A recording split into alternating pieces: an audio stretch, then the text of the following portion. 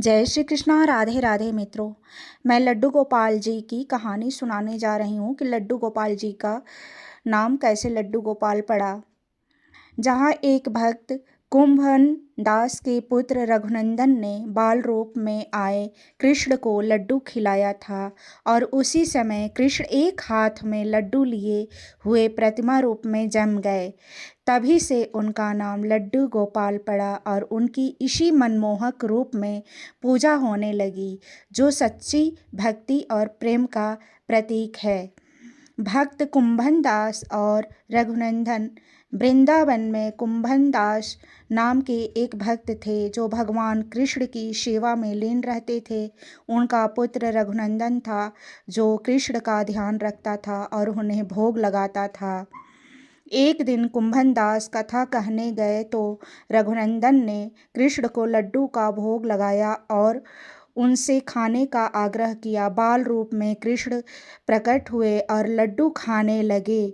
कुंभन दास जब लौटे तो उन्होंने देखा कि लड्डू खाते हुए बाल कृष्ण की प्रतिमा उनके सामने है, जिसमें एक हाथ में लड्डू है और दूसरा हाथ मुंह तक है। इसी रूप में वे जड़ स्थिर हो गए।